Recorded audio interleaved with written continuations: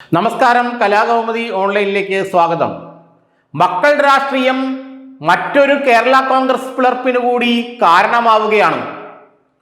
Kerala Congress Joseph ഗ്രൂപ്പിൽ ജോസഫിന്റെ മകൻ അപ്പു ജോൺ ജോസഫിന്റെ അപ്രമാദിത്വത്തിനും ഏകാധിപത്യ പ്രവണതയ്ക്കും എതിരെ കലഹിച്ചുകൊണ്ട് വലിയൊരു വിഭാഗം നേതാക്കൾ പാർട്ടി വിടുകയാണെന്ന സൂചനയാണ് ലഭിക്കുന്നത്.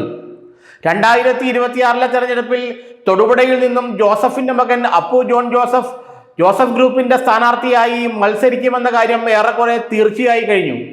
ഇതോടുകൂടി ജോസഫ് ഗ്രൂപ്പിന്റെ സമ്പൂർണ്ണ നിയന്ത്രണം അദ്ദേഹത്തിന്റെ മകന്റെ കൈകളിൽ എത്തിച്ചേർന്നിരിക്കുകയാണ്. ഇപ്പോൾ ജോസഫ് ഗ്രൂപ്പിന്റെ പ്രധാന നേതാവായ മോൻസ് ജോസഫ് MLA അടക്കമുള്ളവർ ഇക്കാര്യത്തിൽ വളരെ അസംതൃപ്തരാണ്.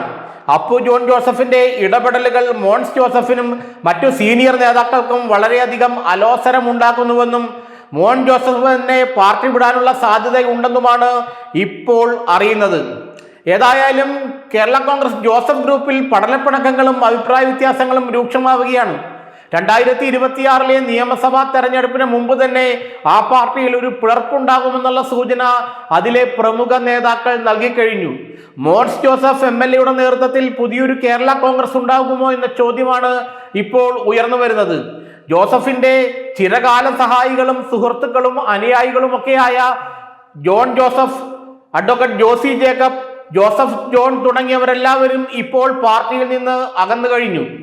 തൊടുപുഴ നഗരസഭാ ചെയർമാനാകേണ്ടിയിരുന്ന ജോസി ജേക്കബ് എന്ന സീനിയർ കേരള കോൺഗ്രസ് നേതാവ് ഇപ്പോൾ ജോസഫിനെ കണ്ടാൽ മിണ്ടുന്നു പോലും ഇല്ലെന്നാണ് പറയപ്പെടുന്നത്. ജോസഫിനെ തൊടുപുഴ നഗരസഭാ ചെയർമാൻ ആകാതിരിക്കാൻ അപ്പു ജോൺ ജോസഫിന്റെ ഇടപെടൽ ഉണ്ടായി എന്നാണ് പറയപ്പെടുന്നത്. തൊടുപുഴ നഗരസഭ UDFന് ലഭിച്ചപ്പോൾ അതിൽ ജോസഫിന്റെ ചിരകാല സഹപ്രവർത്തകനായ അഡ്വക്കേറ്റ് ജോസി ജേക്കബ് അവിടെ ചെയർമാനാകുമെന്നാണ് എല്ലാവരും കരുതപ്പെട്ടിരുന്നത്. എന്നാൽ ജോസഫ് ഗ്രൂപ്പ് ചെയർമാൻ പദവിക്ക് വേണ്ടി അവകാശവാദം ഉന്നയിച്ചില്ലത്രേ. ഇത് ജോസഫിന്റെ മകന്റെ ഇടപെടൽ മൂലമാണെന്നും പറയപ്പെടുന്നു. ഇതോടെ മകനെതിരെ സീനിയർ നേതാക്കളെല്ലാവരും അണിനിരക്കുന്ന കാഴ്ചയാണ് കാണുന്നത്.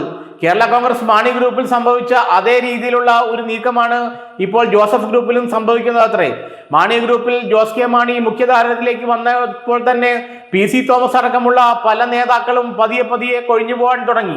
അവസാനം മാണി സാറിന്റെ അവസാന കാലത്ത് ജോസ് മോനും അദ്ദേഹത്തിന്റെ ശിങ്കിടികളും മാത്രമായി കേരള കോൺഗ്രസ് മാണി ഗ്രൂപ്പ് ഒതുങ്ങി. ഇതോടുകൂടിയാണ് അവർക്ക് ഇപ്പോൾ കേരള രാഷ്ട്രീയത്തിലുണ്ടായ ശക്തിയും സ്വാധീനവും എല്ലാം നഷ്ടപ്പെട്ടതെന്നാണ് പറയുന്നത്. ഏതാണ്ട് അതേ അവസ്ഥയിലേക്ക് കേരള കോൺഗ്രസ് ജോസഫ് ഗ്രൂപ്പും നീങ്ങുകയാണ്. മോൻസ് ജോസഫിന്റെ നേതൃത്വത്തിൽ ഒരു വിഭാഗം ജോസഫ് ഗ്രൂപ്പ് വിട്ട് പുതിയൊരു കേരള കോൺഗ്രസ് രൂപീകരിക്കുമോ എന്നാണ് ഇപ്പോൾ എല്ലാവരും ഉറ്റുനോക്കുന്നത്. ജോസഫ് ഗ്രൂപ്പിന് 2 MLA ഉള്ളൂ. ഒന്ന് മോൻസ് ജോസഫും മറ്റത് PJ ജോസഫും. ഏതായാലും PJ ജോസഫിന്റെ സ്ഥാനത്ത് മകൻ വന്ന് MLA ആകുമ്പോൾ പിന്നെ മോൻസ് ജോസഫ് എന്ത് ചെയ്യുമെന്ന ചോദ്യമാണ് അദ്ദേഹം ഉയർത്തുന്നത്.